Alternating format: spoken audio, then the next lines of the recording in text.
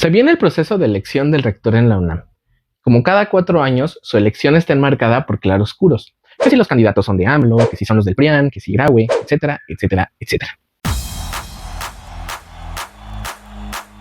Hoy te venimos a decir que la disputa por quién va a ser el ungido por la Junta de Gobierno en realidad no importa. ¿Qué? Pues ya vámonos. ¿Qué es lo más importante del proceso entonces? No lo sé, tú dime. Quédate, porque aquí te platicaremos un poco de contexto histórico sobre la designación del rector en la UNAM y cómo es una historia que en realidad surgió de la disputa entre socialistas y liberales. Irónicamente, la polémica actual levantada por el señor Burns, región 4 de la vida real, o sea Salinas Pliego, es el refrito cómico de la tragedia del proyecto de educación socialista del cardenismo. Porque así es, amiguito, la educación socialista en México se implantó en 1934 por la reforma cardenista al artículo 3 constitucional. Durante esa época se buscaba reemplazar la educación liberal positivista, orden y progreso, que hasta entonces había sido la base de las instituciones educativas en el país. Este modelo educativo fue heredado por Juárez y su hijo rebelde, Díaz.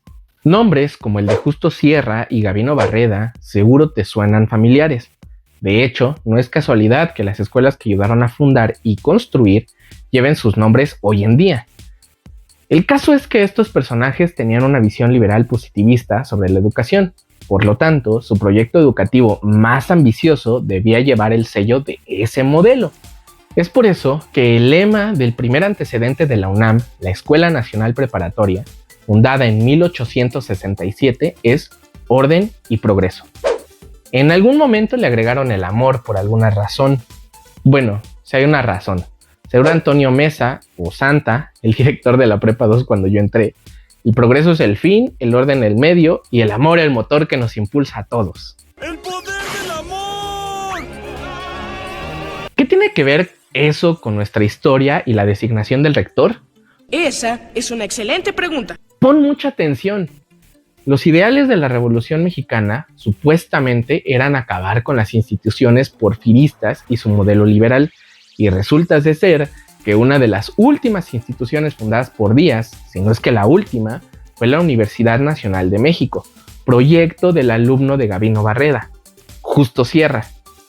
Cuando la revolución fracasó, acabó con el triunfo del ídolo de los pelones de México, Álvaro Obregón, y su ultimada hacia Villa, algunos de los sectores y sobrevivientes zapatistas, villistas, magonistas y otros tantos istas, exigían ciertas condiciones en áreas como el campo, la salud, el trabajo y la educación que habían quedado plasmadas en la Constitución de 1917.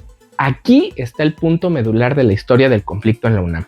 Recuerda, la entonces UNAM había sido la última institución educativa creada bajo el manto de un liberal positivista como Justo Sierra, que además pertenecía al grupo de los llamados científicos del Porfiriato.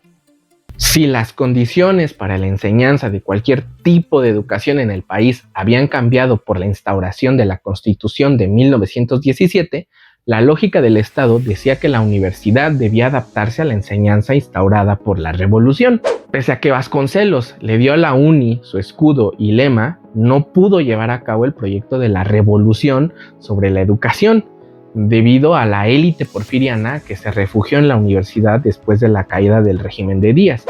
Y el resto de la década de los 20, la universidad fue un hervidero de problemas internos. Este será el fin de Wakanda. Gracias a que los estudiantes de Derecho deseaban que no se les aplicaran exámenes como método de evaluación de 1929, se consiguió la llamada autonomía. ¿Y eso acabó con los conflictos entre el Estado y la universidad? Obviamente no. De hecho, se hizo un lío legislativo y presupuestario porque pues si se le dio autonomía a la universidad, entonces el Estado ya no tenía que hacerse cargo de ese dinero. Además, la universidad no estaba dispuesta a cambiar su sistema liberal positivista por el del discurso del nuevo gobierno de la revolución. Si bien la élite porfiriana que se refugió dentro de la universidad y mantenía el control de sus órganos de gobierno se negaba a ceder ante aquellos que literalmente los habían sacado a balazos del Estado, dentro de ella se enfrentaban con jóvenes que habían sido educados bajo los ideales revolucionarios, que chocaban con el orden y progreso de la universidad y veían una disonancia entre los ideales de la institución y el proyecto de la nación que veían afuera. No fue hasta 1933, en el primer Congreso de Universitarios Mexicanos, convocado con el propósito de hacer las paces entre las corrientes ideológicas que había en la universidad y determinar el carácter ideológico de la educación que se impartía dentro de la universidad, que se tomó una resolución. Y al fin llegamos a donde empezamos, porque el Congreso de 1933 se convirtió en una auténtica arena de lucha libre de socialistas contra liberales. Lombardo Toledano contra Antonio Caso. Una lucha de titanes que no vamos a relatar aquí porque esto se hace eterno. Basta decir que la versión imberbe de Toledano defendía la educación socialista contra la visión liberal de Antonio Caso, estudiante de Justo Sierra. El Congreso acordó no estar de acuerdo. Acordemos no estar de acuerdo. Y allí se fundó por primera vez la libertad de cátedra, para que los profesores fuesen quienes decidieran el modelo educacional que usarían en sus clases, y no para definir si a los alumnos se les evalúa con sus apuntes o su asistencia, o si les deja o no hacer sus exámenes finales. En el 34, Cárdenas implantó la educación socialista en el país, y él no negoció. O la universidad se adecuaba al modelo y proyecto de nación que tenía, o la universidad desaparecía. Y como los porfiristas que aún estaban en la universidad se negaron, Cárdenas les quitó el presupuesto. ¿Qué jugada fue esa? El razonamiento de Cárdenas fue simple. Si la universidad no estaba dispuesta a poner los servicios de sus profesionistas al servicio del pueblo, entonces tampoco el pueblo debía mantener los estudios de jóvenes de familias acaudaladas privilegiadas. No puedo argumentar nada ante esa lógica. En realidad no era para menos, porque era verdad. Pese a los esfuerzos individuales de algunos profesores por ofrecer una educación preparatoria a las mayorías, la realidad es que la universidad sí era bastante elitista y reservaba la instrucción profesional a muy pocas personas. Por eso Cárdenas creó el Politécnico y le dio su lema, la técnica al servicio de la patria, y tal vez ese sea el origen de la rivalidad entre las dos universidades.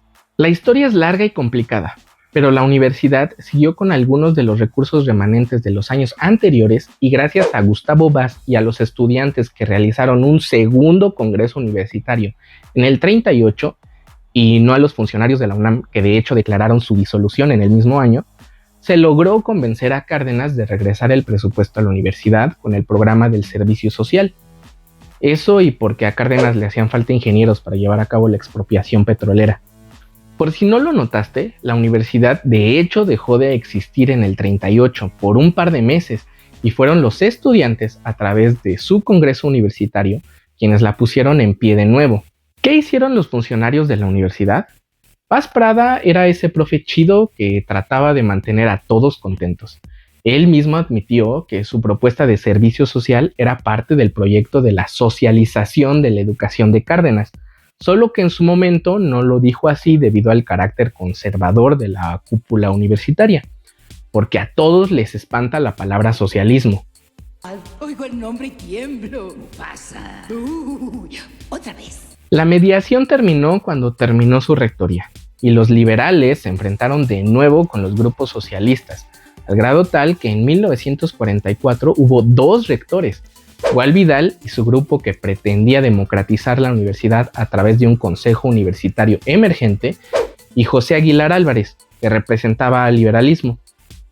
Dos rectores definitivamente mostraban a dos grupos de la universidad, y de alguna manera se debía llegar a un acuerdo. Ávila Camacho no era Cárdenas, y negoció junto con Alfonso Caso, hermano menor de Antonio Caso y estudiante también de Justo Sierra, liberales positivistas los tres, el proyecto de ley orgánica de 1944, que contempló la constitución de la primera Junta de Gobierno, solo que al principio su nombre era más explícito, Junta de Avenimiento. Así se conformó por primera vez la Junta de Gobierno, integrada por 11 rectores anteriores, que si nos has seguido en nuestra historia, sabes qué ideología tenían en su mayoría, liberal positivista, y nombraron rector a Alfonso Caso, el heredero de de Justo Sierra, y así quedó tallado en piedra que los siguientes rectores serían nombrados por la Junta, dejando fuera a profesores y alumnos de cualquier decisión. Hay que admitirlo, la idea original de la Junta era buena, disolver el conflicto de los grupos al interior de la UNAM a través de personas conocidas por toda la comunidad, notables, como dice la legislación, porque se hacen notar entre la propia comunidad. El problema es que conforme la universidad creció, el vínculo que hacía notables a los funcionarios entre la comunidad se perdió, y hoy los 11 notables son todo menos notables. ¿O tú los conoces? ¿Sabías que hay quienes ni siquiera estuvieron en la UNAM y forman parte de la Junta? Sin embargo, siguen llevando a cabo el fin principal que les dieron al interior de la UNAM: disolver las disputas entre los grupos al interior de ella. Solo que hoy sinceramente podemos decir que esos conflictos ya no son sobre si la educación al interior debe ser socialista o liberal, sobre si sus órganos deben ser o no ser democráticos, o sobre la esencia misma de la libertad de cátedra. Hoy esa burocracia cierra filas entre sí. Les basta con decir que la libertad de cátedra se reduce a si el profesor te deja o no salir al baño durante sus clases, a que la vida en la universidad es democrática porque elegimos consejeros que te aseguro tampoco conoces, que los grupos de poder no existen y que hay instancias adecuadas para resolver los conflictos, que la UNAM está al servicio de la nación, pero que gracias a la autonomía nadie fuera de ella puede opinar sobre su vida interna, pese a que sus funcionarios no hayan estudiado en ella y reciben un sueldo pagado por toda la clase trabajadora del país. Todo eso les basta para evitar cuestionamientos sobre el por qué reciben sueldos millonarios, mientras los profesores que la mantienen reciben el mínimo, sobre por qué, si la UNAM es democrática, el rector y la junta tienen derecho de veto sobre el consejo universitario, sobre por qué en los consejos de cada facultad tienen un consejero por carrera, pero los alumnos solamente 2 para toda la escuela, por qué, pese a la libertad de cátedra, los planes y programas de las carreras son modificados a discreción de ellos mismos, sin obligación alguna de discutirlos entre la comunidad. Por eso, no importan los nombres de los candidatos a rector o si tal o cual grupo o partido intervienen en la elección del mismo. Siempre nos opondremos a los intentos más fuertes de la derecha reaccionaria por cooptarla completamente, pero nada o poco importa tener un rector buena onda si la estructura de la universidad se mantiene intacta. La universidad tiene que cambiar, y para ello no basta con tener baños mixtos en las escuelas. Hay 2 antecedentes: el Congreso Universitario, de donde salió la libertad de cátedra en el 33, y el que constituyó de nuevo a la universidad a través del servicio social en el 38. Ambos fueron consensos entre la comunidad, y ambos fueron organizados por los estudiantes. Hace falta un nuevo Congreso Universitario, de donde surja una nueva legislación universitaria y le exija al Congreso del país que elimine a la Junta de Gobierno de la Ley Orgánica. Esa propuesta para reformar a la UNAM ha sido parte del Grupo Acción Revolucionaria desde su fundación: levantar un Congreso Universitario que logre tumbar la legitimidad de la burocracia desde su cimiento, la legislación misma de la universidad. Si tú también crees que transformar a la universidad es necesario, organízate con nosotros al interior del cubículo estudiantil del anexo de la Facultad de Ingeniería para lograrlo. Fuera la Junta de Gobierno.